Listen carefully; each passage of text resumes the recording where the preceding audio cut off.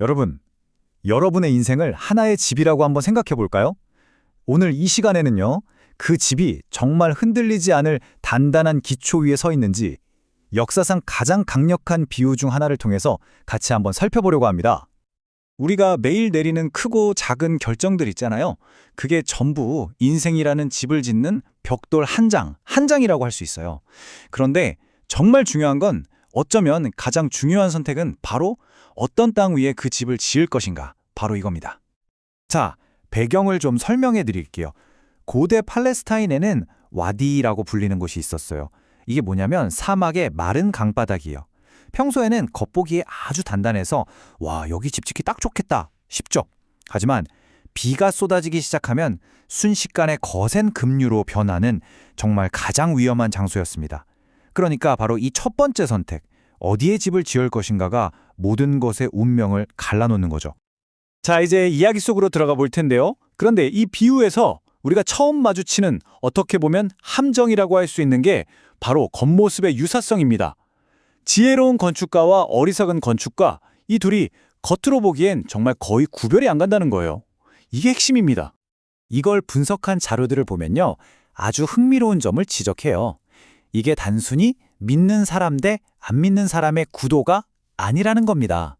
실제 이야기는 그것보다 훨씬 더 미묘하고 우리에게 시사하는 바가 큽니다. 자, 여기서 정말 소름 돋는 지점이 나와요. 두 건축가 모두 정확히 똑같은 설계도를 보고 똑같은 지심을 듣는다는 겁니다. 그러니까 출발선은 완전히 100% 똑같았다는 거죠. 심지어 맑은 날에는요, 어쩌면 어리석은 건축가의 집이 더 근사해 보일 수도 있어요. 왜냐하면 가장 힘들고 시간 걸리는 기초공사를 그냥 건너뛰었잖아요. 그러니까 훨씬 더 빨리, 더 화려하게 뚝딱 지어 올렸을 가능성이 높죠. 이 지점에서 원어를 살짝 들여다보면 그 차이가 확 드러납니다. 지혜로운 사람을 프로니모스라고 하는데 이건 그냥 똑똑하다는 뜻을 넘어서서 실체를 꿰뚫어보는 지혜를 가진 사람이란 뜻이에요. 반면에 어리석은 사람은 모로스, 이건 겉모습에 홀라당 속아 넘어가는 본질을 못 보는 어리석음을 말하는 거죠. 이건 마치 플라톤의 동굴 비유랑 똑같아요. 어리석은 건축가는 동굴 벽에 비친 그림자를 진짜 현실이라고 믿는 죄수 같은 거예요. 사람들이 뭐라고 하는지, 내 기분이 어떤지, 세상에서 얼마나 성공했는지, 이런 그림자 위에 자기 인생이라는 집을 열심히 짓고 있었던 거죠. 좋습니다. 그렇다면 모든 것을 결정짓는다는 이 기초, 이 반석이라는 게 도대체 뭘까요? 그리고 우리는 어떻게 그 위에 우리 인생의 집을 지을 수 있을까요? 여기서 모래는 뭘까요? 바로 세상의 변덕스러운 가치관, 여론, 유행 같은 것들이죠. 계속해서 변하고 우리를 붙잡아주지 못하는 것들. 그럼 반석은요? 이건 그냥 착하게 살아라 같은 윤리 강령이 아니에요. 분석 자료는 명확하게 지적합니다. 이 반석은 바로 예수 그리스도 그 자신이라고요. 사실 이 반석이라는 이미지는 성경을 아시는 분들이라면 굉장히 익숙할 거예요. 성경 전체를 꿰뚫는 아주 중요한 상징이거든요.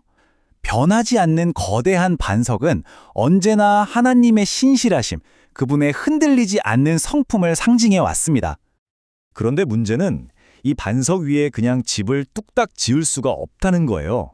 먼저 깊이 파는 과정이 반드시 필요합니다. 분석 자료에 따르면 이건 우리 안에 있는 모래, 그러니까 교만, 이기적인 욕망, 단단한 자아 같은 것들을 파내는 아주 고통스러운 작업이라고 설명해요. 그리고 여기서 또 하나의 결정적인 단어가 등장하는데 바로 포이에오입니다. 말씀을 실행에 옮긴다고 할 때 이 실행한다는 단어인데요. 이게 그냥 일회성으로 한번 해봤다가 아니에요.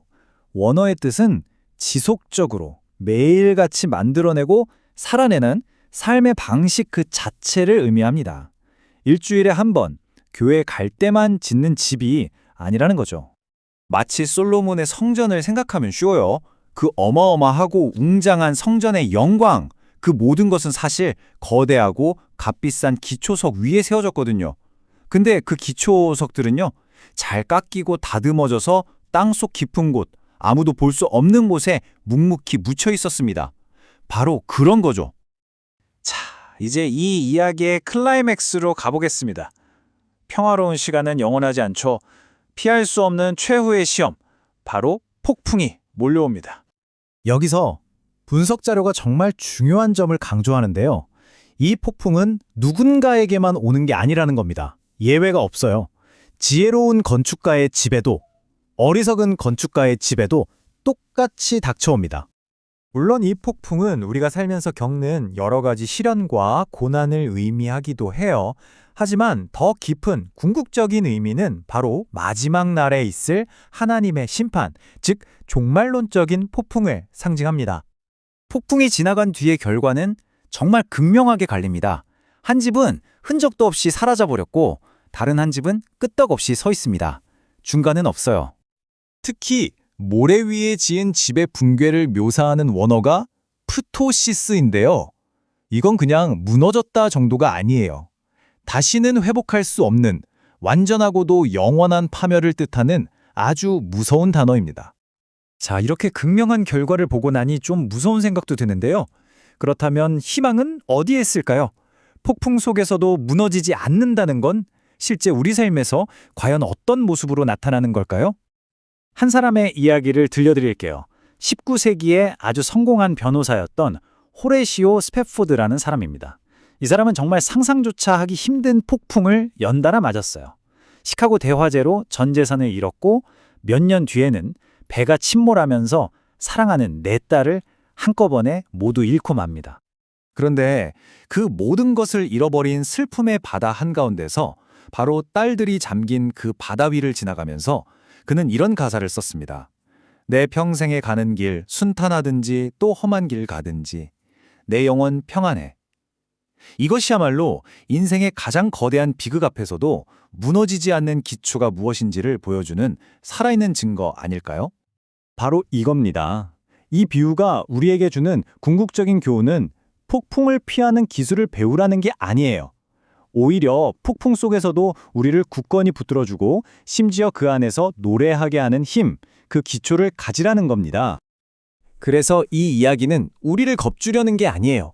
오히려 기회를 주는 겁니다. 왜냐하면 아직 폭풍은 오지 않았거든요. 맑은 날, 바로 지금이 내 인생의 기초가 어디에 있는지 점검할 수 있는 유일한 시간입니다.